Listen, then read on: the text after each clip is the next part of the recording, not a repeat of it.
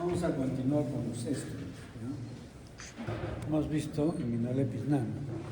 Es un cesto, pero es de los más raros, más común. Mientras que este tema de hoy se llama teniasis. Y teniasis significa la infección del hombre por adultos de tenia solium y tenia saginata.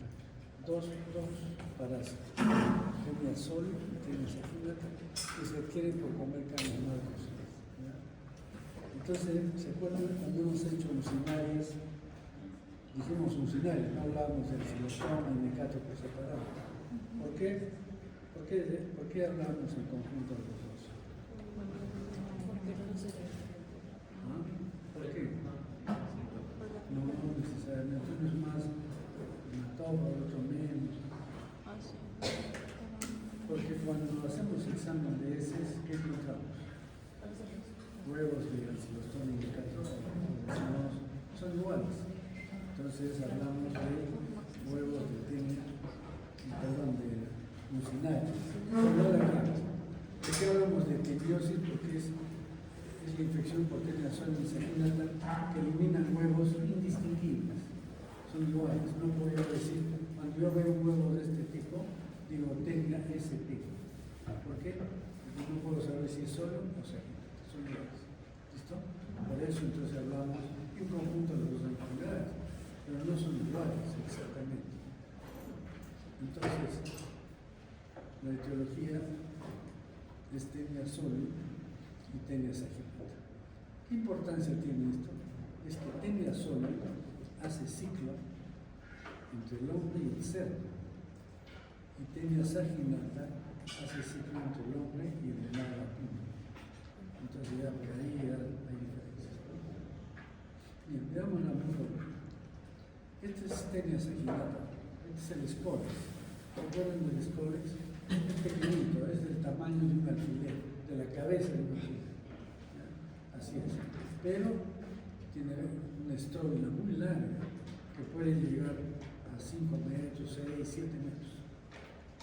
O sea, imagínense, desde allá hasta acá. Es muy larga esta tenia. Esa es tenia saginata. Tenia solium.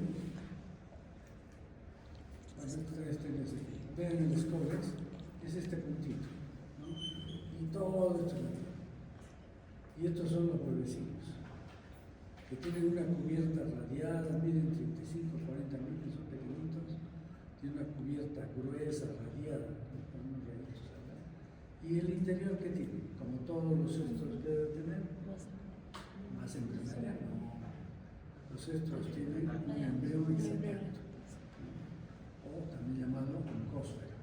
Entonces, eso es lo que tiene que ver. Bien, veamos. Entonces, este es el Scolex. Miren, veo cuadrangular, si lo ven acá también, veo cuadrangular, solo tiene sus 4 metros, no tiene ganchos, 4 metros. O sea, acá tiene una ventosa, la otra está acá y la otra está acá. Pero este tenía solo. Tiene sus 4 ventosas, pero tiene un rostero con una doble corona de ganchos. Son dos, acá hay una fila y acá hay otra fila de ganchos, ¿no? Alrededor de 32 ganchos tiene el Scolex que tiene solo. Entonces, pero el Scolex de tenia solium es más pequeñito que saginata y es más redondeado, ovalado, el otro es más cuadrangular, es un poco más grande. Pero igual son pequeñitos. Y esta tenia, ¿cuánto mide? Llega a tener 5 metros, 4 metros, menos. Es más delgada también, más pequeña que el saginata. Acá para comparar, ¿no? Entonces este es un esquema para tenia saginata más grande, 4 ventosas, y esta tiene 4 ventosas y además una doble corona de ganchos en el rostero. Entonces, esta es la diferencia que hay entre estas dos cosas. Y esta es la larva de tenia solium o de tenia saginata, porque también puede ser confundida. ¿Qué es esto?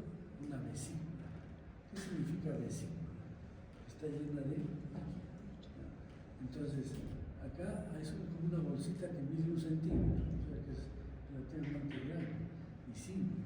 1 centímetro, una bolsita llena de líquido, una masa compacta acá. ¿Qué cosa es? Es el escólex de la futura tenia que está invaginado. El escólex, este que hemos visto, con ganchos, con ventosas, está acá, pero invaginado dentro. Y esto también, ¿no? Tenia solo, son parecidos. ¿Cómo podría saber si es de tenia solo o saginata uno de estos cisticercos? Estas son larvas, se llaman cisticercos. Larvas de tenia solo o cisticercos. ¿Cómo puedo saber si es de tenia solo o saginata uno de estos? ¿Qué dice? ¿Qué diferencia habrá? Bueno, sí, pero si estás ahí, ¿cómo puedes saber? Entonces lo que hay que hacer es aplastarlo entre 2 láminas. La aplastan entre 2 láminas y van a ver el escólex. Está acá. ¿Qué diferencia hay entre el escólex? Tenía solo un que tendrá. Hemos dicho, pero estamos perdidos, ¿no? ¿Qué tiene este escólex? Que tiene una doble corona de ganchos y el otro no tiene. Entonces yo lo aplasto y veo una doble corona de ganchos que será un cisticerco de tenia solo. Si no tiene ganchos, será de tenia saginata. Bien. Esta es la prolótida inmadura, no se distingue mayor cosa. Son alargadas, ¿sí? Más anchas que largas. Pero las otras son la mitad todavía, más cortas. Pero no se ve nada en la prolótida inmadura. Esta es una prolótida madura. Entonces acá ya se puede ver algunas estructuras importantes. Primero, el poro genital. Acá hay el conducto espermático, pero al lado va la vagina también. Estos son los ovarios. Acá también hay una diferencia entre tenia solo y saginata. La prolótida madura de tenia saginata es esta. Tiene 2 lóbulos del ovario, mientras de tenia solo tiene 3 lóbulos. Entonces ya podemos distinguir por eso. Acá está el útero, acá está la vagina, el conducto espermático, testículos. Esta tenia tiene muchísimos testículos. Cada puntito de estos es un testículo que drena el esperma hacia, o los espermatozoides, hacia un conducto deferente y después un conducto eferente que va al poro genital. Entonces vean ustedes que el poro genital, ¿cómo era en tenia immunolepis lana? Todos los poros estaban al mismo lado. Acá no, este es acá, este es acá, este es irregular. Los poros genitales. Esto es para que ya vean un esquema. Es un esquema, ya no es fotografía. Entonces, el aparato genital femenino empieza en el poro genital. Este es el poro genital. Viene la vagina, estos tubulares de la vagina. Este es el receptáculo seminal y termina en esta estructura que se llama ootipo, el ootipo. Y entonces estos son los lóbulos del ovario. Y entonces de acá se producen los óvulos que vienen acá. Pero como vienen por acá, a ver, en el caso del aparato masculino, estos son los testículos, estos redonditos son testículos. Entonces eliminan a través de los vasos eferentes, después deferentes, y vienen por acá. Este es el vaso deferente. Y esta es la bolsa del cirio, ¿se acuerdan? Que habíamos hablado. Y el cirio, ¿no? Entonces, los espermatozoides vienen por acá y salen al poro genital y entran a la vagina. No tienen conexión con el útero, este es el útero. Por lo tanto, este poro genital no sirve para colocar huevos. Las tenias no colocan huevos. Tiene que romperse la prolótida para que se rompa el útero y salgan los huevos. No tiene salida, no hay una conexión entre el útero, que es este. Entonces, ¿qué pasa? De los testículos vienen los espermatozoides, entran por acá, la vagina,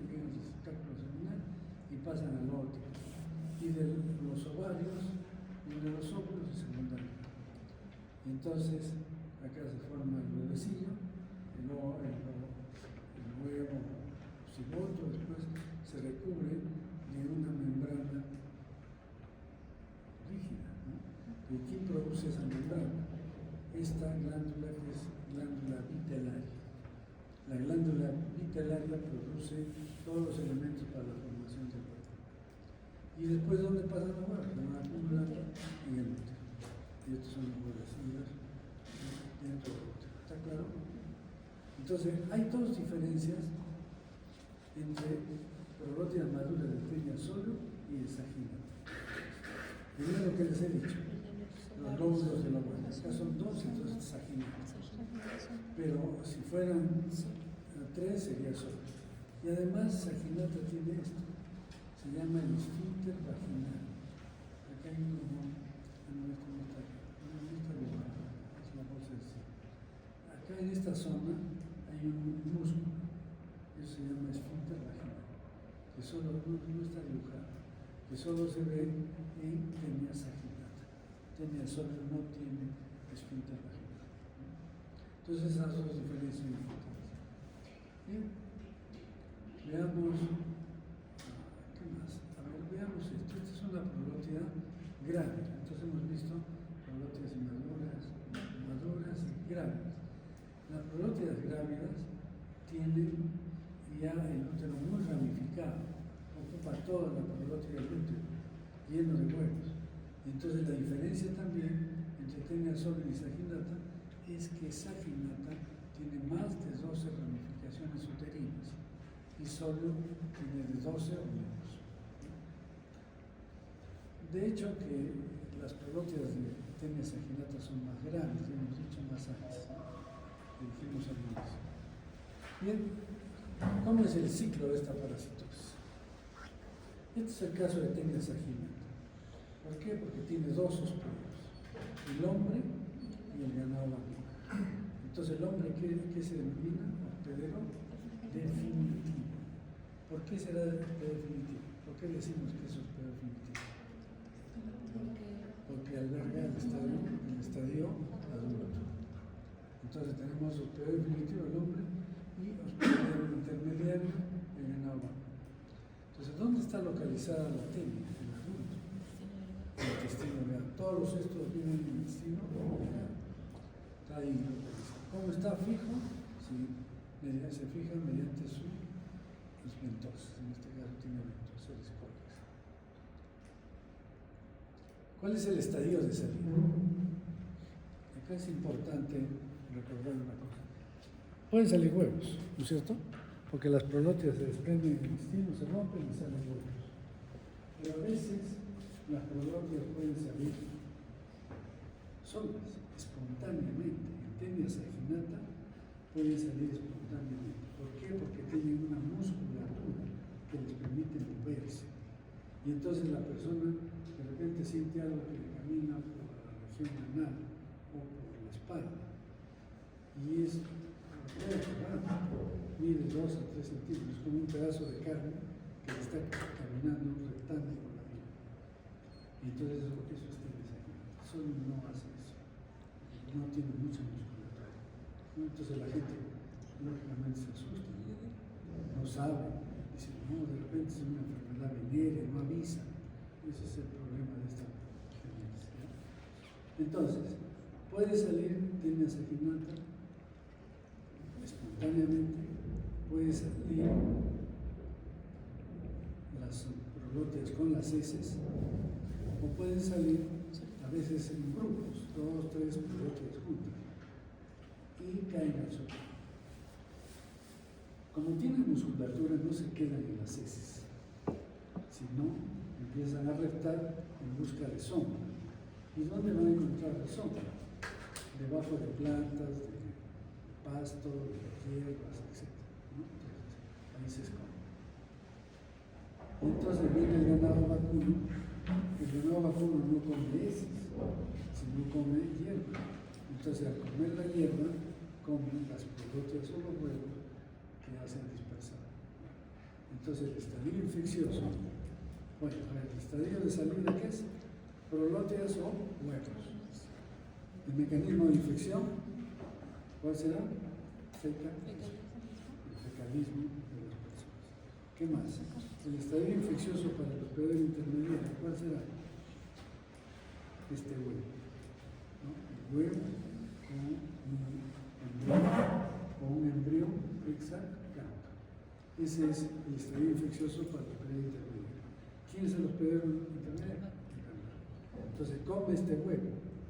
Este huevo va a llegar al aparato digestivo, se activa, siempre estos huevos tienen que activarse en el estómago, el ácido, y después pasan al intestino de la eclosión del huevo. ¿Qué va a salir del huevo? Si eclosiona el huevo, ¿qué va a salir?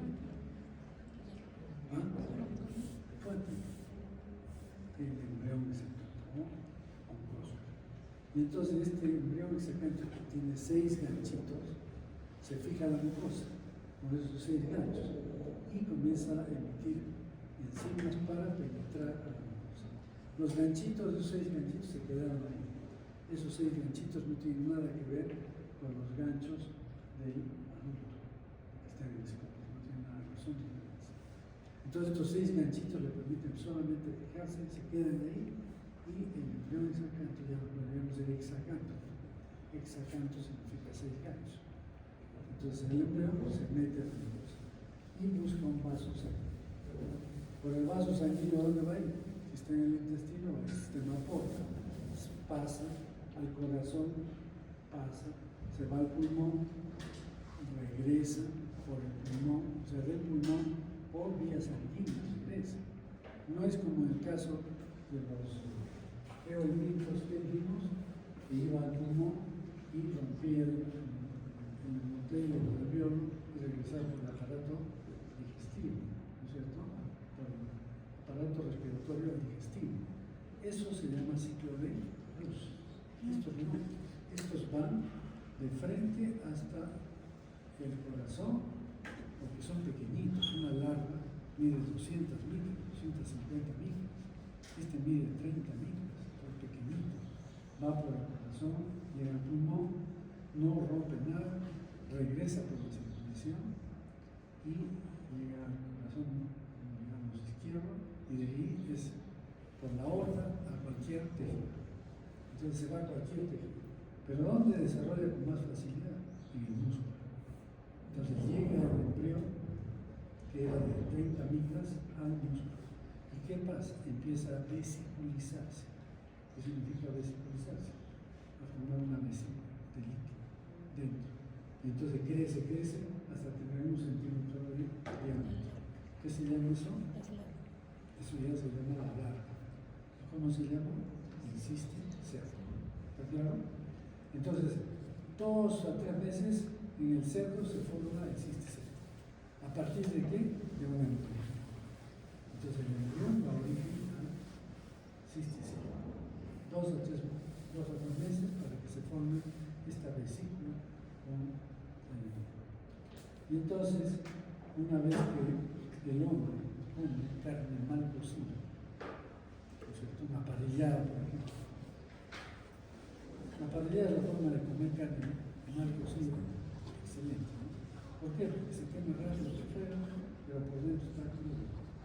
Si ustedes la cortan, pueden ver que está roja. Entonces uno se come la parrillada y se come la carne con cisticerco. Y esto es el cerco que llega a nuestro aparato digestivo. En el aparato digestivo, ¿qué va a suceder? Ya en el intestino delgado son estimulados por los tubos suprapancreáticos, tubos intestinales y la bilis. ¿Y qué hace? Se evagina. Se evagina y se fija a la mucosa intestinal y a partir del cuello se empieza a formar todo otros 2 o 3 meses. Alguien tiene una bolsita de plástico transparente.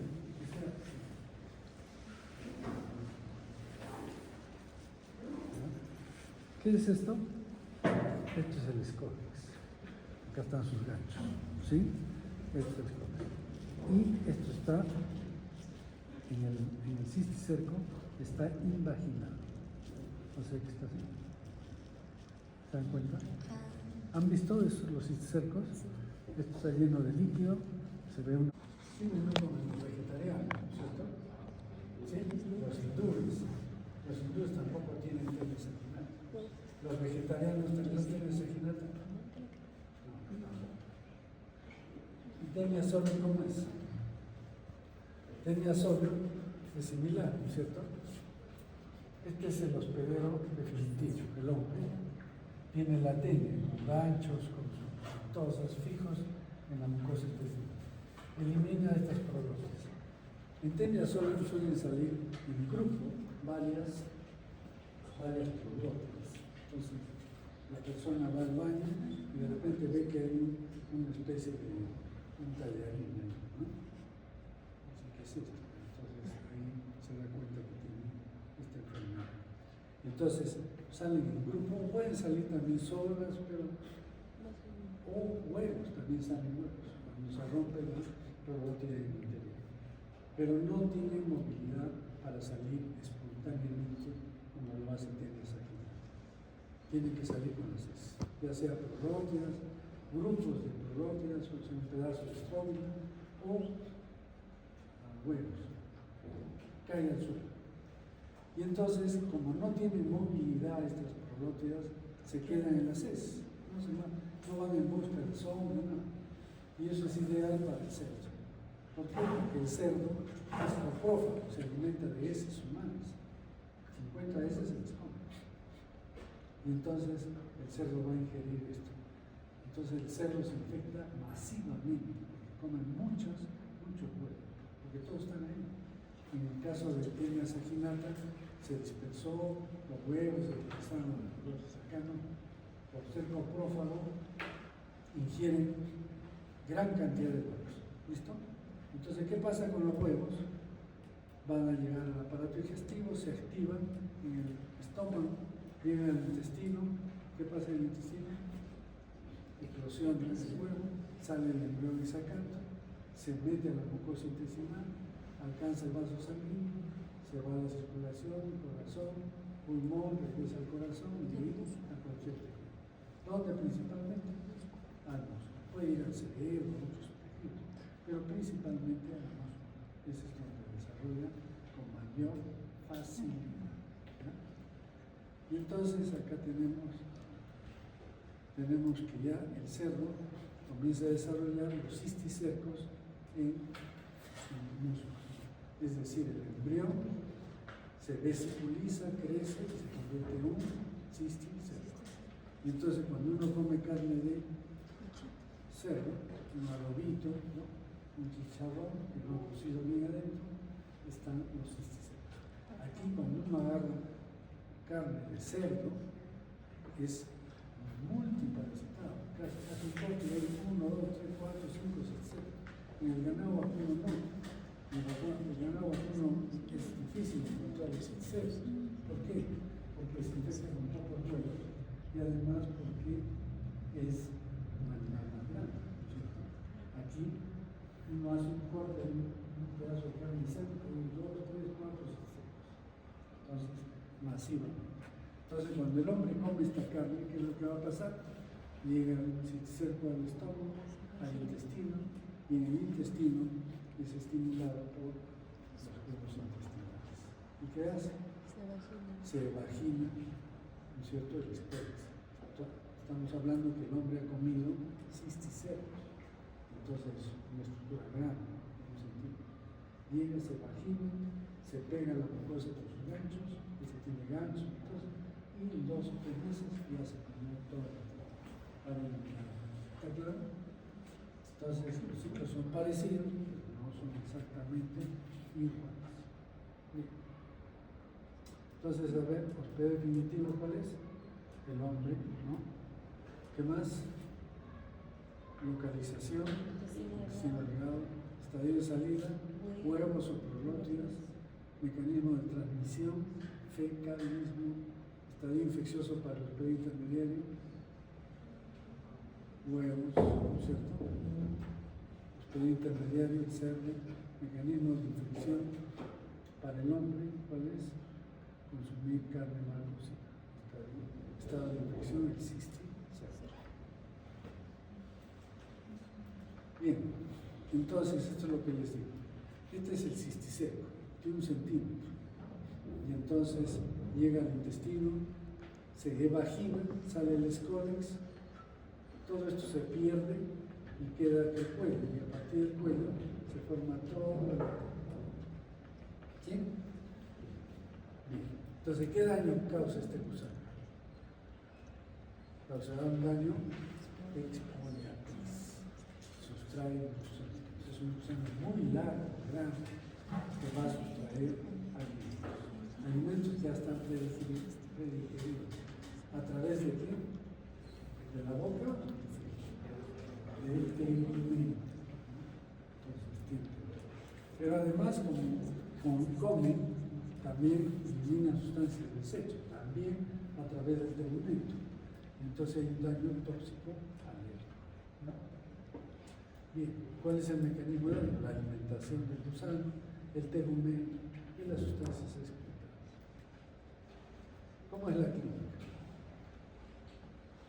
La mayor parte de estos pacientes son asintomáticos, no tienen síntomas, la mayoría. O tienen síntomas que son muy vagos, que no se diferencian claramente de esta parasitosis. Otras veces hay síntomas digestivos.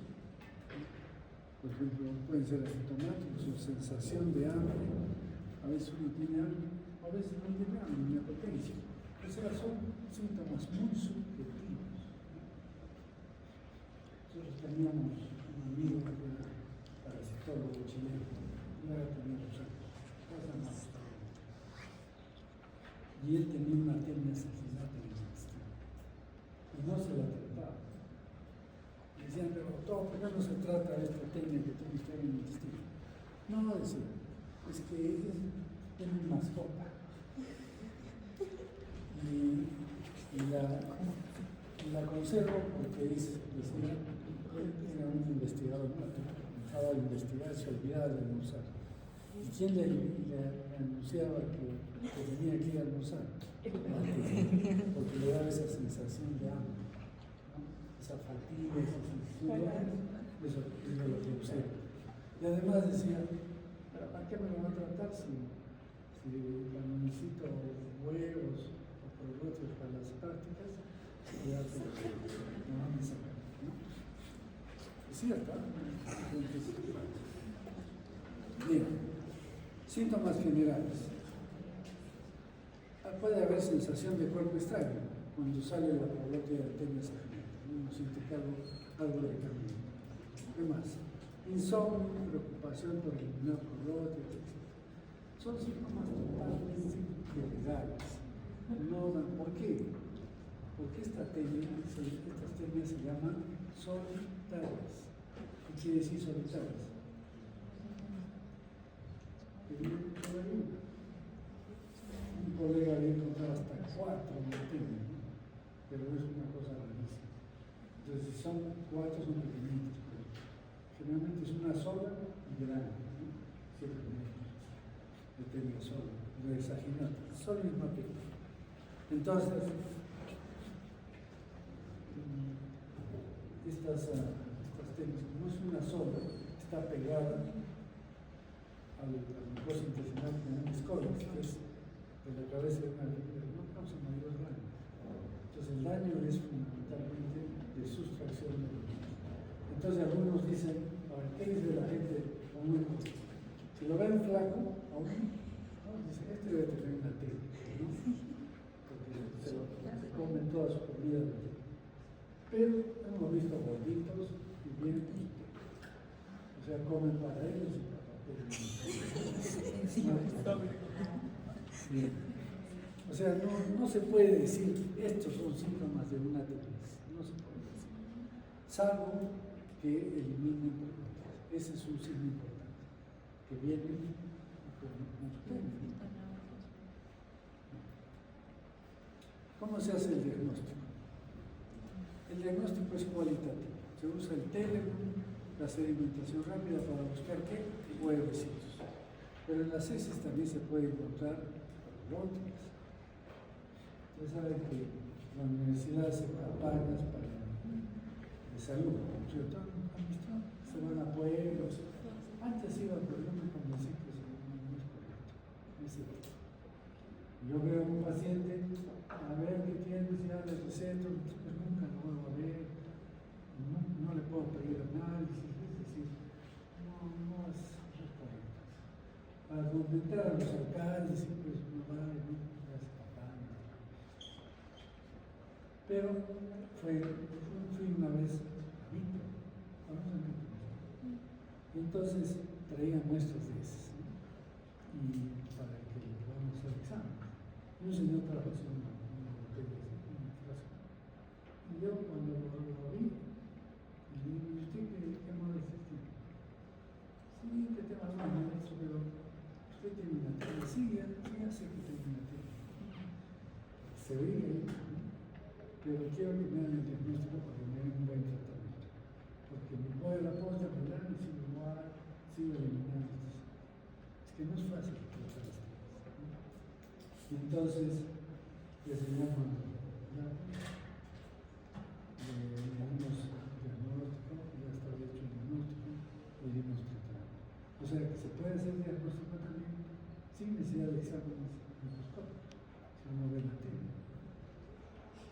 Pero nunca se les ocurra ver si es una tele sólida o no, porque es peligrosísimo si eso no vamos a ver. Entonces, se puede buscar tener sólidos. Se puede diferenciar si tenga sólidos vaginales, si es lo que les he dicho, ¿no es cierto? Pero eso lo hace el especialista en un laboratorio especial. ¿Por qué? Porque veo primero el Scolex. Perdón, si este es prolótidas, veo si generalmente son prolótidas grandes, eso es lo que elimino. Entonces son grandes, acá está, estas son prolótidas grandes, sí son grandes. Entonces yo puedo ver estas prolótidas. Si son delgadas, más pequeñas, probablemente sea solo. Son muy grandes, es aginante. Pero puedo ver también las ramificaciones uterinas. Pero esto requiere coloración, no se ve así por esto. Entonces, ¿esta de quién será? Solo, menos de 12 ramificaciones. Este es aginante, más de 12 ramificaciones. Y si no, pues veo el examen de heces, ¿no? Para ver los huevecillos. ¿Ven? Acá está esta membrana gruesa, radiada, de color marrón, ¿no? Con rayitos acá.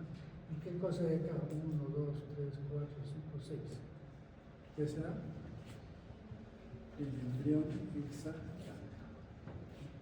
Entonces así se hace el diagnóstico, ya sea viendo las prolótidas o en el examen microscópico.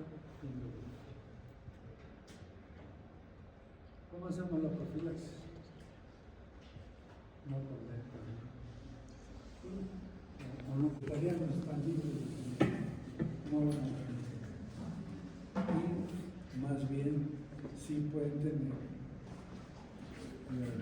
otras enfermedades que son más graves. Por ejemplo, la cisticercosis no se adquiere por comer carne, sino por ingerir huevos de patín, como el cerdo.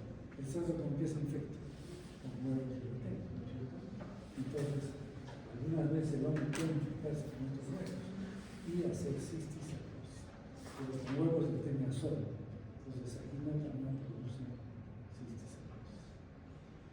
Hay un estudio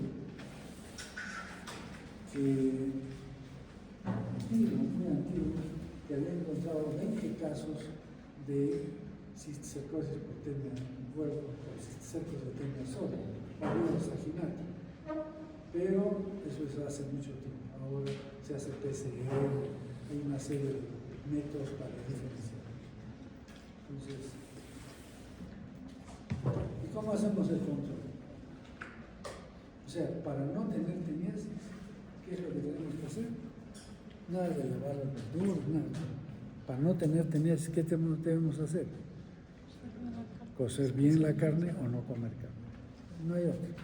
Esa es la única medida profilactótica. Pero el control, si queremos disminuir esto en la población, La prevalencia de teniasis en la población es muy baja. Cuando estamos hablando de más del 2%, ya es una zona endémica, hiperendémica. Alrededor del 1% una zona endémica. Y generalmente en todas las poblaciones hay menos del 1% de teniasis. No es común. Nosotros encontramos en Puno, en una localidad de Puno, 3%. Es una zona hiperendémica, con lo cual no se hace. Bueno, entonces, ¿cuál es el mecanismo de transmisión? Mecanismo de transmisión de esta teniasis. ¿Cuál es? Feocalismo. Está acá refrescando y el chanchito está esperando ahí para tomarse las heces. ¿Sí o no? Entonces, pero ese chanchito debe ir al camal. Y en el camal le detectan los cisticercos. Entonces le cae ahí, voy a decir camalero. Hay un veterinario que hace la revisión de las carnes. Y entonces si encuentra, por el cerdo basta que haga un corte y va a encontrar los cisticercos. Entonces dice, esta zona no se vende, se incinera, no puede venderse. Pero estamos en Perú, ¿no es cierto? ¿Dónde puedes comprar carne que no ha pasado por un camal? No todos los mercados. ¿Ah? En el Avelino. Ahí hay buena carne, pero es más barata. No pasa control sanitario. Y entonces, otra forma de comer esta carne es, digamos, en el campo. Se cría el chanchito en la casa, ¿no? Como una mascota. En el patio, y sale a la calle, come heces en la calle, etcétera, etcétera. Y entonces está infectado, porque lo están criando para el carnaval. Cuando lo matan, no, coser bien la carne, no es, entonces se infecta. Por eso en el campo es más frecuente la infección. Cada vez es menos frecuente la presencia de cerdos en cerdos. ¿Saben por qué? Porque ya ustedes ven, cuando vienen de su casa, ven cerdos en la calle. ¿No? Ya, si lo dejan en la calle, ¿qué pasa? Se los roban. Pero antes no era así. Cuando yo estudiaba medicina, no había esta vía en Venezuela. La Venezuela se cortaba a la altura del Colegio Independencia. ¿Conocen el Colegio Independencia? Sí. Hasta ahí llegaba la Venezuela, de arriba. Y de abajo casi no había, era una carretera. Y entonces, ¿por qué se cortaba la Venezuela? Porque había ahí la parada. ¿Qué es la parada? Donde vendían por mayor verduras, frutas. Llevaban camiones ahí, en esa torretera alrededor de la parte de atrás del Colegio Independencia, y ahí vendían. Y entonces ahí se creaba un montón de desperdicios, de frutas, de navidades, etc. Entonces cuando nosotros salíamos a las 4 o 5 de la tarde de la facultad, veíamos, teníamos que cruzar la torretera. Para ir para el estadio había que cruzar una torretera de tierra, uno bajaba y caminaba. Y entonces siempre había unos cerditos que subían, solos, pero el dueño estaba más abajo. Y los cerditos iban comiéndose todo lo que había en el camino. Pero ¿para dónde iban? A la parada a comer frutas o desperdicios. Y entonces así, esos cerdos, ¿cómo estaban? En Lima, ¿dónde se criaban los cerdos? En las basurales. Llevaban gran cantidad de cerdos a las basurales. Y eso así se alimentaban. Entonces por eso había tantas cerdos. Pero ahora ya no sucede eso. Los cerdos son criados en las granjas, ¿no? Sagradas, etc. Sí. El tratamiento parasitario, ya saben, igual que para eliminar. Pero es más fácil tratar una atemia de 7 metros que una inmunolepis de 3 centímetros. ¿Por qué? Porque esta le das una sola vez el tratamiento y se acabó el asunto. Y al menos 2 historias.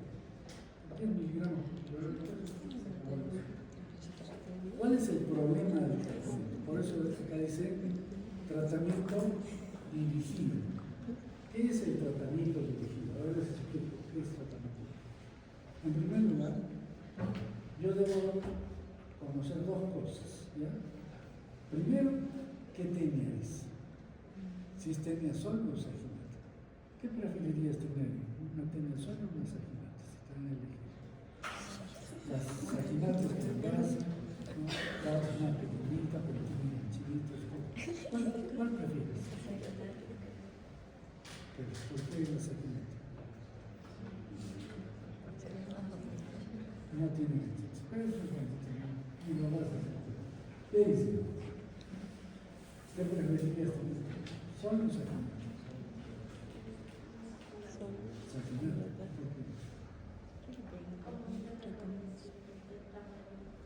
Es más grande, ¿no? Ah, te gusta más grande. Bien. Este doctor que les decía tenía saginata. Estaba seguro que era saginata. Porque si bien una tenia solo en el intestino, es tener una bomba de tiempo, un terrorista. ¿Por qué? Porque me puedo contagiar con los huevos y hacer cisticercosis. Entonces, ese es el tema. ¿Y la cisticercosis será grave? Sí. Puede estar en el ojo, piedra varista, puede estar en el cerebro, hago hipertensión endocraniana, comienzo a tener trastornos mentales, etcétera, etcétera. Entonces, no es gracia tener una tendencia. Es peligrosísimo. Entonces, primero tenemos que saber si la persona tiene tenia sol o saginata. Si le doy tratamiento y me olvido del paciente, no sé si tuvo sol o saginata. Se trató de todo. Y además debo saber si se ha eliminado la tenia completa, porque si se ha eliminado solamente el estrógeno, queda el Scolex, ¿qué va a suceder? Otra vez a los 3 meses está ahí con la tenia. Entonces, por dos motivos se hace el tratamiento dirigido. ¿Qué es el tratamiento dirigido?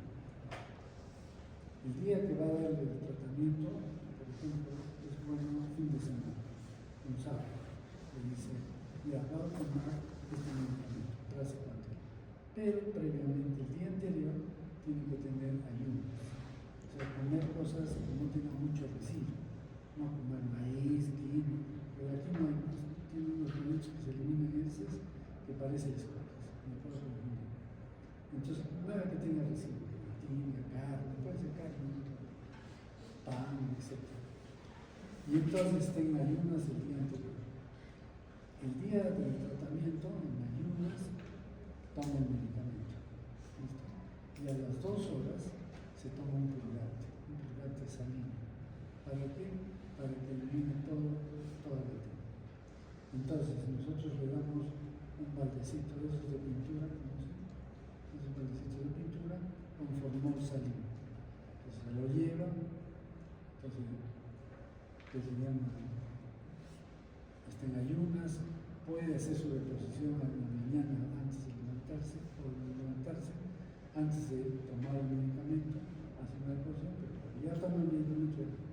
Y entonces todo lo que le efectúe en ese día, con el purgante, con todo, va haciendo directamente en el baldecito. Que está con formol salino, ya no huele, ya se fija todo el resto. Y eso lo trae el día lunes al laboratorio. En el laboratorio hay un aparatito, se le pone, tiene una circulación de agua y va lavando con una rejilla que se va eliminando todo y la tenia queda ahí solita. Entonces esa tenia uno agarra y examina completamente. Va a ver, ¿cómo sé si tenga sol o saginata? Por los... Sí, para las ramificaciones usted bien sé que colorear. ¿Cómo sé? Por el escollo, pues se ve. Si tiene gansos, como el estereoscópico, tiene gansos ahí. Ese es sol. Y si no tiene gansos, es saginata. ¿Cierto? Pero además veo que se ha eliminado las escoles. Porque si no se eliminaron las escoles, tengo que repetir el tratamiento. Si se eliminó las escoles, ya se curó, pero si tenía sol, tengo que hacer estudios para cisticercosis. Entonces, esa es la importancia del tratamiento dirigido. Entonces con eso terminamos teniasis. ¿Qué es esto? Cortes de... ¿Cómo se llaman? Los cortes. Esto es anatomía.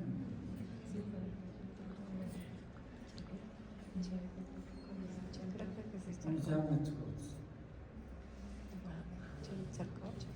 De Charcot. Entonces, ¿ven este cerebro? ¿Qué será esto? Es una vesícula, pero que tiene una masa compacta. Entonces, ¿qué cosa es? Un cisticerco. Y entonces este cerebro tiene varios cisticercos, ¿no? Esto es in vivo, o sea, muy físico. Ya le hicieron el corte de una persona que murió, ¿no? Entonces ven los cisticercos, pero se puede ver directamente. Pero si yo tengo mi paciente no voy a hacer eso, pero una tomografía se ve casi igual. Entonces, una resonancia, una tomografía se ve casi igual.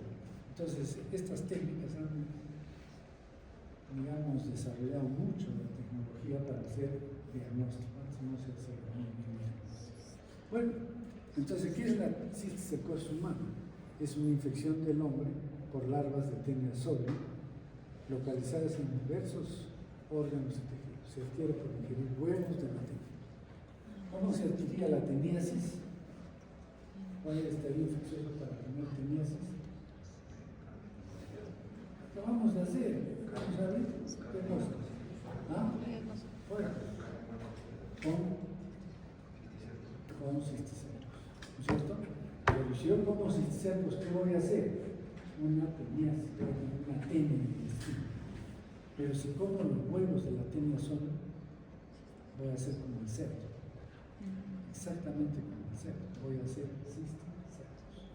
En el cerebro, en los ojos, en el músculo, en el tejido celular subcutáneo, en cualquier sitio. Entonces se llama infección del hombre por larvas de Taenia soli. ¿Qué son las larvas de Taenia soli? El cisticerco. Localizadas en diferentes órganos y se adquiere por ingerir huevos.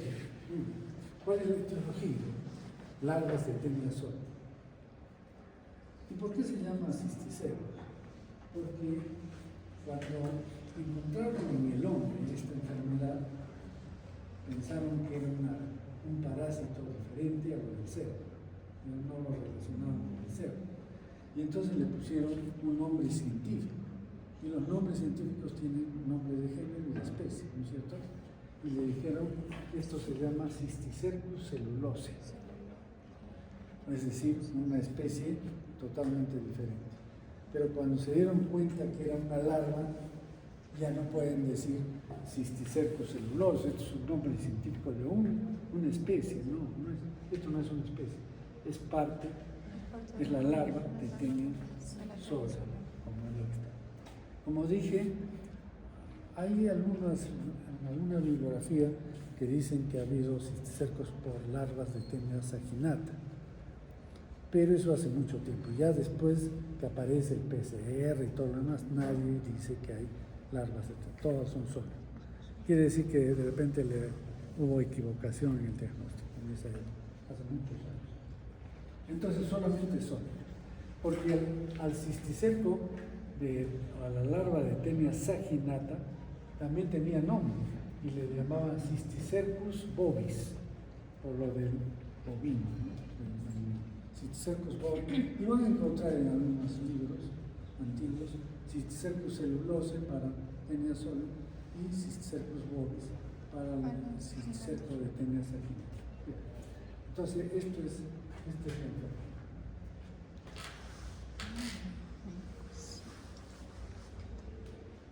La cisticercosis humana, ¿qué importancia tiene?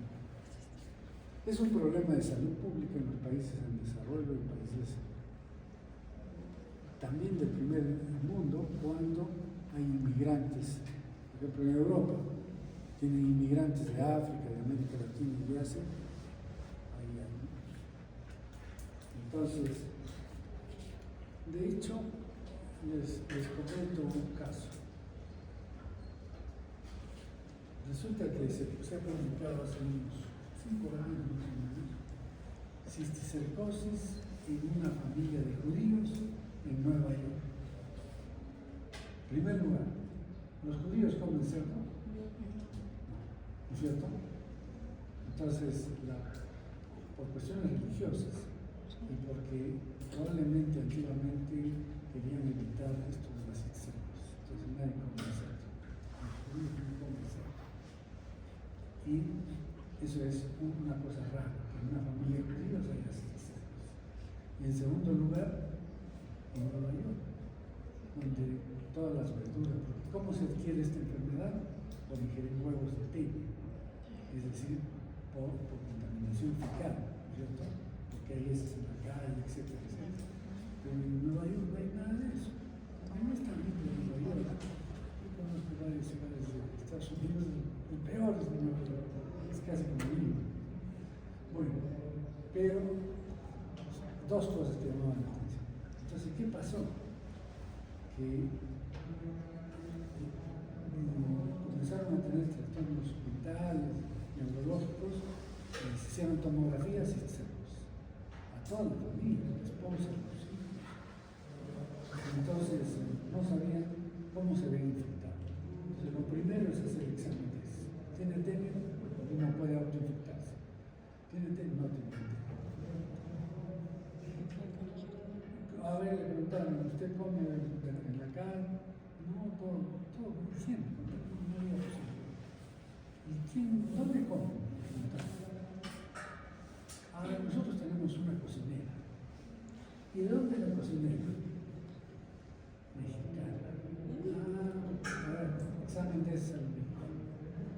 Tenía solo que se la había traído de contrabando de México. Y en migraciones no le detecta. Entonces ella tenía una tenia solo y preparaba los alimentos sin lavarse las manos contaminadas con sus propias heces, y les repartió los huevecillos de la tenia a todos los judíos. Y entonces hicieron eso. Está publicado. Esto para que vean que puede haber en países del primer mundo, sí puede haber, pero ¿en quiénes? En migrantes. Los migrantes son los que llevan. ¿Qué más? Es la causa más común de epilepsia sintomática en todo el mundo. En todo el mundo. ¿Qué es la epilepsia? ¿Saben? ¿Han visto alguna vez convulsionar a una persona? Entonces, la persona está caminando tranquila y de repente se cae, pierde el conocimiento y empieza a convulsionar, ¿no? Entonces, ¿qué tenemos que hacer? En primer lugar, evitar que se golpee demasiado si es el suelo, ¿no? Contenerlo, ponerle un pañuelo en la boca para que no se mueva, golpearle la boca para que no se aspire, ¿no? Esa es una convulsión. En los países en desarrollo, una de las causas de convulsiones de epilepsia es la cisticercosis. ¿Por qué? Porque el cisticerco está metido en el cerebro. Entonces, causa más común de epilepsia sintomática en todo el mundo es por cisticercosis. Infección parasitaria desatendida y puede ser mortal, claro. La epilepsia debido a neurocisticercosis es de 0.4 a 1.3 millones en América Latina y 1 millón en la India. En la India hemos dicho que no comen carne de ovino, ¿no es cierto? De vaca, pero sí comen carne de cerdo, entonces también tienen. Y 0.3 a 4 millones en África. O sea que es una enfermedad relativamente frecuente.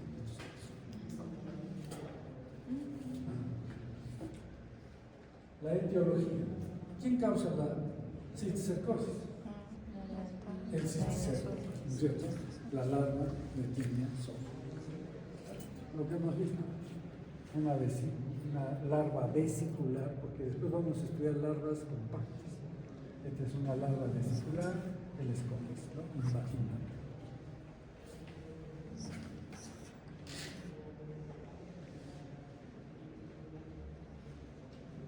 ¿Qué más tenemos? Esta es una tomografía. ¿Bien? La vesícula, el escólex,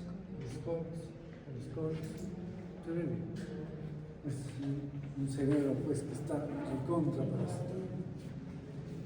¿Qué tipos de cisticercos tenemos? El primero es el vesicular, que ya lo hemos dicho, pero a veces se encuentra este cisticerco, como si fuera un racimo de uvas. Se llama cisticerco racemoso, de racimo, ¿no? Racemoso. Inicialmente se pensó que era causado por otra especie, pero después se han hecho estudios de PCR, es la larva de Taenia solo que se ha deformado, se ha degenerado, comienza a crecer excesivamente, ya no se ve el scolex, puede llegar a tener 10 centímetros o veces más. Y generalmente se encuentra en la base del cerebro. No se encuentra en parénquima, por ejemplo, ahí no hay cisticercos racemosos, ahí hay vesiculares. Pero en la base del cerebro puede haber cisticercos racemosos. Entonces tenemos dos tipos de cisticercos: racemoso y vesicular. ¿Cómo es la morfología? Este, por ejemplo, es un cisticerco indocto. ¿Qué significa completo? Entonces, ¿qué he hecho? He agarrado un cisticerco, lo he aplastado entre dos láminas, y acá es lo que estoy viendo, son sus membranas, ya se pierde el líquido. Este es el scolex invaginado, se puede ver aquí ganchos, se puede ver ventosas, etc. Entonces, eso es importante. Se puede ver un cisticerco evaginado, sí. Entonces, tenemos un cisticerco evaginado. Acá está la vesícula, pero ya está el cisticerco, el scolex. Y este es un corte histológico, que es el que suelen ver los patólogos. Los patólogos hacen una biopsia y encuentran el cisticerco. Entonces, estas son sus membranas. Miren, acá hay unas ventosas, pero estas son unos pliegues del cisticerco. Como el cisticerco se invagina, entonces va a haber cara externa con cara externa, que están juntos, ¿no es cierto? Porque está invaginado, se ha metido dentro del cisticerco. Y entonces esta es cara externa y esta es cara externa, están juntas, con un espacio entre ellos, es como que se han metido. ¿Me entienden? ¿No es cierto? Bien, entonces estas capas, acá el cisticerco tiene dos capas, una que es la externa y que se ha invaginado, entonces acá las podemos ver. Esta que ven coloreada, ¿no? Está coloreada, que no tiene células, que es anucleada, no tiene núcleo, no se nota nada, es como una membrana nada más. Entonces esto es la capa externa, y acá también tiene capa externa, y es festoneada, como con ventanas, festones acá, ¿no? ¿Ven? Como que estaría segmentado. Esto es, entonces, capa externa es acidófila, por eso se colorea, anucleada y festoneada, esa es la capa externa. En la capa media hay tejido celular con pocas células, pero es muy delgado, se ven algunos núcleos acá. Y más internamente se ven también tejido conectivo, pero con corpúsculos calcáreos. Los corpúsculos calcáreos son como estructuras redondeadas, acá se puede ver. Vamos a ver un corte acá. Bueno, acá se puede ver, este es el scolex, miren. Acá están las ventosas, acá hay restos de ganchos cortados, porque este es un corte transversal. ¿Esto es dónde es? Esto es de cerdo, ¿no? Está en músculo, ¿no? De cerdo. Entonces tenemos la capa externa que se introduce acá y da estos flecos. Pero no veo acá corpúsculos calcáreos. Acá quizás, vamos a ver otra lámina. En la práctica les vamos a enseñar, ¿ya? Los corpúsculos calcáreos. Entonces, esto es un corte de cisticerco. ¿Cómo es el ciclo de vida? El ciclo de vida es interesante. Veamos. Vamos a recordar un poco el de teniasis. El hospedero definitivo en teniasis, ¿quién era? El hombre. Tiene la tenia, que es el scolex, se fija en el intestino, se eliminan prolótidas, contaminan el suelo, etc. quién se come esos huevos? El cerdito, ¿no es cierto? Pero en este caso, para la cisticercosis, ¿quién se está comiendo estos huevos que están acá? El hombre. Y entonces el hombre come el huevo, llega al estómago, se activa, recuerden, siempre tiene que pasar por el estómago. Se activa y luego ¿qué pasa? Se va al intestino, eclosión, sale el embrión, hexacanto, va por vía sanguínea y ¿a dónde va? A cualquier tejido, ¿no? Y entonces puede ir al cerebro, puede ir al tejido celuloso cutáneo, etc. ¿Está claro? Entonces, el ciclo de Tenea es así: el hombre tiene la tenia, el cerdo se come, tiene cisticerco, el hombre come cisticerco, pero este es diferente. Entonces, un vegetariano puede tener teniasis. ¿Sí? Teniasis. No, porque no come carne. ¿Pero puede tener cisticercosis? Sí. Sí, eso sí. Entonces, este es el ciclo. Pero vamos a ver que no es tan simple este ciclo. Entonces, hay diferentes mecanismos de infección. Miren, acá, esta es una persona, la cabecita de una persona que tiene teniasis, ¿ya? Y que defeca en el suelo, por lo tanto elimina huevos. Y estos huevos van a infectar a esta otra persona. Se hace todo el ciclo y llega el cisticercosis. Eso se llama cisticercosis, pero ¿cuál mecanismo de infección? Heteroinfección. Una persona tenía la tenia y esta hace cisticercosis. Esta persona no tiene tenia. Mucho cuidado, no tiene tenia. Es otra persona que tiene la tenia y que elimina huevos y por lo tanto estos huevos van a infectar a una persona inocente, como el judío, que les dije, ese no tiene tenia y se infectaba con cisticercosis, ¿no? Eso se llama heteroinfección. Para que se acuerden que heteroinfección, entonces, mexicana, meningitis. No, judío, ¿no? La mexicana le transmite al judío. Este es otro tipo de autoinfección. ¿Cómo es ese ciclo de autoinfección? Fácil. ¿Qué ciclo es? Anomalía. ¿Por qué? Porque contamina sus manos la persona que tiene tenia. O sea, para autoinfección, ¿cuál es la condición? Que tiene que tener una tenia. Si no tiene tenia, no tiene autoinfección. Pero si tiene tenia, puede hacer el ciclo anomalo. Entonces contamina sus manos con heces, sus propias heces, y se le lleva a la boca. Y va a ingerir huevos de tenia, que él mismo tiene. Y entonces eso se llama autoinfección externa. ¿Sí? Pero la externa es exógena, pero puede haber endógena. ¿Cómo es la autoinfección endógena o interna? ¿Se acuerdan en inmunodeprimiento? Sí.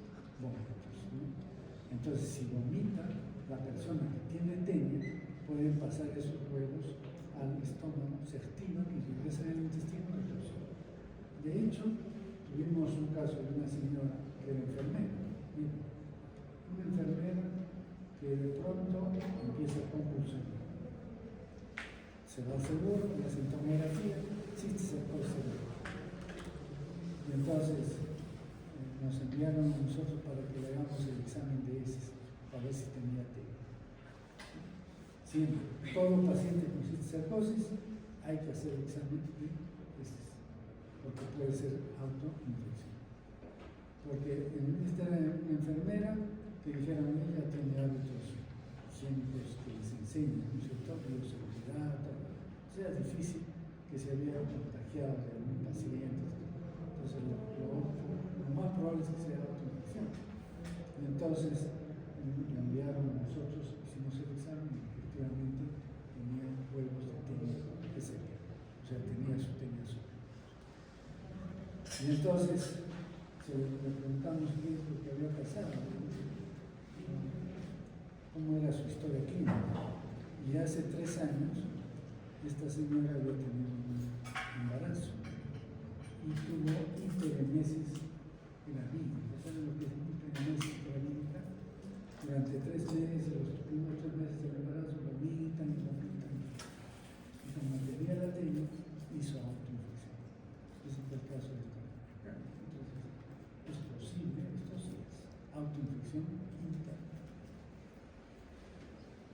Entonces tenemos, esos son tres mecanismos de infección. Heteroinfección, de una persona a otra. Autoinfección, tiene que tener la tenia en el intestino, acá está la tenia. Y puede ser endógena, por vómitos o exógenos. Es autoinfección, ¿cómo se llama? Ciclo ano-boca.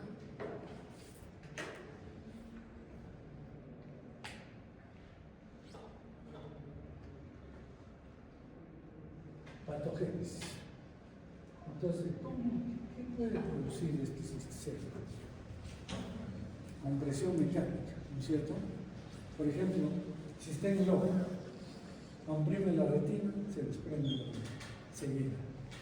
O si está en el cerebro, comprime un centro nervioso y produce manifestación mecánica.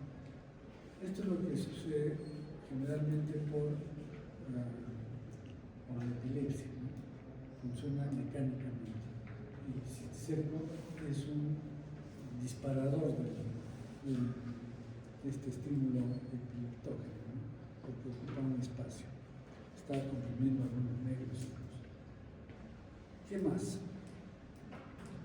Pero la compresión mecánica puede dar inflamación también.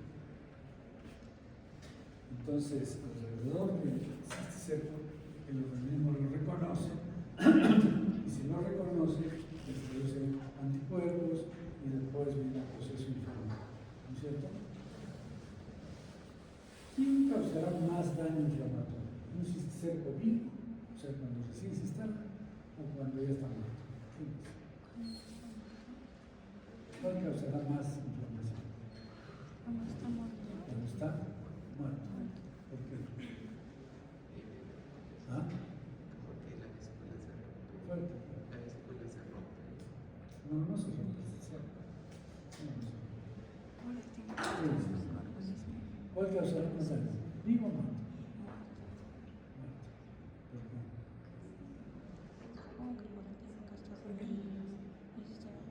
Es porque el vivo tiene mecanismos de evasión inmunitaria. Trae los mecanismos que evaden la respuesta inmunitaria. Entonces, el organismo no lo reconoce. Vamos a ver. Pero entonces hay daño inflamatorio y hay daño obstructivo. ¿Dónde se va a ver un daño obstructivo? Típicamente con cisticercosis a nivel del cuarto ventrículo. Tercero o cuarto ventrículo. El cisticerco se mete al cuarto ventrículo y obstruye el pasaje del líquido cefalorraquídeo. Y si no hay salida del líquido cefalorraquídeo, se deja de producirse líquido cefalorraquídeo, no, sigue produciéndose líquido cefalorraquídeo. Entonces aumenta el volumen. ¿Qué se llama eso? Hipertensión endocardíaca. Entonces puede causar daño obstructivo.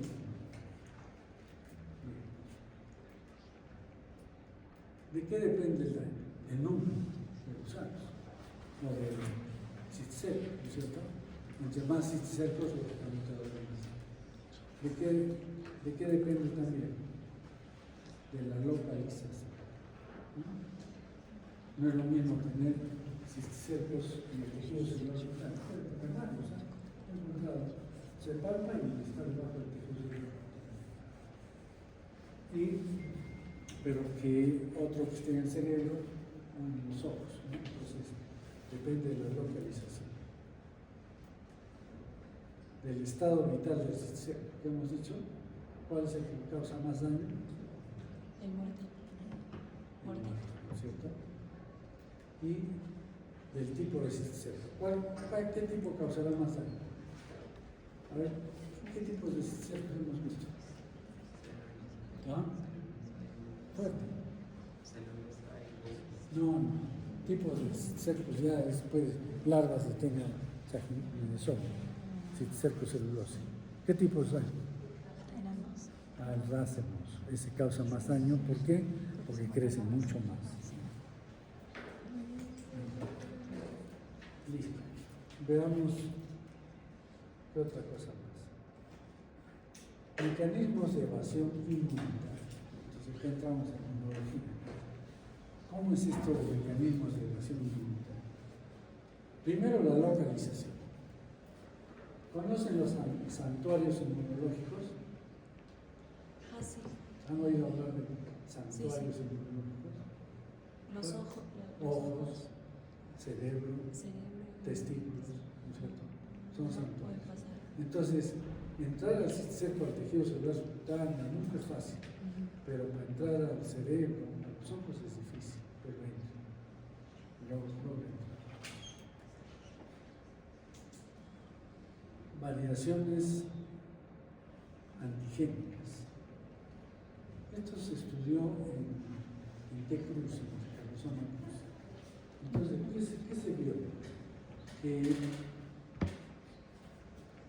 a ver, les comento cómo se dieron cuenta de este mecanismo de evasión inmunitaria. Infectaron ratones con T. Cruz, para ver su parasitemia. Entonces lo infectaron y de la colita le iban cortaban, sacaban sangre y medían la parasitemia. Conforme iba pasando los días, la parasitemia iba aumentando. ¿Qué es parasitemia? Número de parásitos en sangre, ¿no es cierto? Entonces iba aumentando la parasitemia. Hasta que de pronto empezó a caer la parasitemia. Escuchen, pues, no están jugando. Esto es importantísimo, es lo más importante. Entonces, los parásitos iban aumentando. Y de pronto, pasaron 2 o 3 semanas y comenzaron a disminuir. Y prácticamente desaparecieron. Entonces, dijeron, el sistema inmune a controlar, ¿no es cierto? Pero ¿qué pasó? A alguien se le ocurrió seguir examinando ese mismo ratoncito, le siguió cortando y viendo su sangre. Y de pronto otra vez la parasitemia comenzó a subir. Sin ningún otro elemento extraño, comenzó a subir otra vez. ¿Qué había pasado? Que los T. crucis cambiaron epítopes. En la membrana del parásito hay epítopes, determinantes antigénicos. Y esos determinantes antigénicos, como estaba siendo atacado por el sistema inmune, cambió sus determinantes antigénicos. ¿Y qué hizo? Comenzó a desarrollarse porque ya el sistema inmune ya no lo reconoció. ¿Hasta cuándo? Comenzó a subir 2 semanas, 3 semanas, otra vez el sistema inmune y otra vez. Eso se debe a que cambian estos parásitos, todos los parásitos cambian sus determinantes antigénicos. O sea, tienen determinantes antigénicos en todo su cuerpo, pero no los expresa y después, cuando se ve atacado, cambia sus determinantes antigénicos y otra vez queda libre de la respuesta inmune. Entonces, eso es lo que sucede acá. Mimetismo. ¿Cómo es esto del mimetismo? ¿Han visto la película de guerra? ¿Qué hacen los soldados para mimetizarse y que no los reconocen? Están en selva, por ejemplo.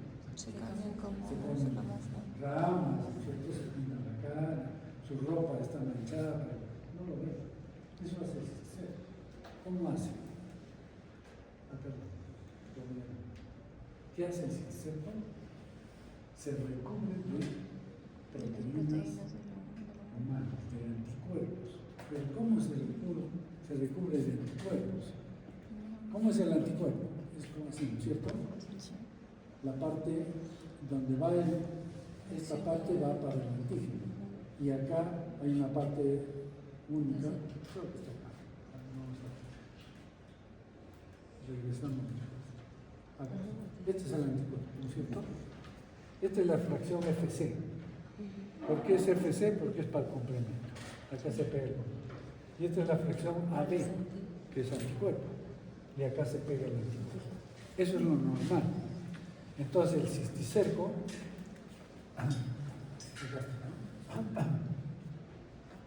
¿qué hace el cisticerco? Digamos que este es el cisticerco. El anticuerpo, ¿cómo debe pegarse? Si esto es un antígeno, al revés, con esto, ¿cierto? Así. Pero estas membranas del cisticerco tienen unos receptores para la fracción FC. Y entonces lo capturan a anticuerpo por la fracción FC. Y todo su cuerpo se rodea de anticuerpos, pero que no actúan, porque están al revés. Y entonces, al rodearse, están mimetizados. El organismo ya no los reconoce porque ve, son sus anticuerpos. Eso hace mucho más inteligente que nosotros. Bien, eso es entonces, eso se llama mimetismo. Esto se rodea de inmunoglobulinas humanas. ¿Qué más? Produce unas sustancias que es inhibidora de eosinófilos, inhibe a los eosinófilos. Entonces, generalmente la respuesta contra parásitos es con eosinófilos, ¿no es cierto? Pero estos no pueden actuar porque están inhibidos. Y además también hay inhibición del complemento. Hay un antígeno que se llama el antígeno B del cisticerco que bloquea al complemento. Entonces, miren, ¿cuántos mecanismos tiene? 5 mecanismos que hacen que cuando está vivo el cisticerco no sea reconocido por nuestro sistema inmune. Pero cuando muere, ¿qué es lo que pasa? Ahí sí lo reconocemos. Ahí sí lo reconocen los organismos, ¿no es cierto? Y al reconocerlo, empieza a venir los anticuerpos, células, citoquinas, eosinófilos, se llena de líquido y al final lo encapsula el cisticerco y finalmente se casa. ¿Listo? Bien. Entonces, yo tuve la oportunidad de ver un caso de muerte por el tratamiento de un paciente. En los años 80 aparece la tomografía, ¿no? Y entonces empiezan a fabricar el praziquantel. Hemos visto, se produce praziquantel. Entonces los laboratorios ofrecen a los centros médicos, hospitales, etcétera, darles el tratamiento gratis para sus pacientes con cisecos, con una condición, que les muestren la tomografía. O sea, tenía que mostrarse la tomografía del paciente. Entonces, en esa época yo estaba en el Instituto de Medicina Tropical con complementariedad. Entonces, inmediatamente había como 5 pacientes. Se hizo todo el papeleo, se enviaron las tomografías y llegaron los medicamentos. Y entonces a un paciente que tenía así muchos secos en el cerebro, se le empezó a dar el tratamiento con praziquantel. Al tercer o cuarto día, fuimos a la visita temprana, llegamos al hospital y toda la noticia, ha muerto el paciente con secos. Entonces todos fueron a ver, hicieron la necropsia y había edema cerebral agudo con enclavamiento de virus y se murió en la noche. Entonces inmediatamente se reportó esos datos al sistema de investigación mundial y no solamente aquí, sino que en varias partes del mundo habían muerto pacientes por el tratamiento. ¿Qué es lo que pasó? Que murieron todos los cercos a la vez y el organismo produjo reacción inflamatoria, edema cerebral masivo, porque eran muchos cercos y eso causó la muerte del paciente. Entonces, desde esa época ya no se da el tratamiento solamente con praziquantel. Hay que darle corticoides anticipadamente para evitar la reacción inflamatoria. Bien, con eso nos quedamos. Continuamos.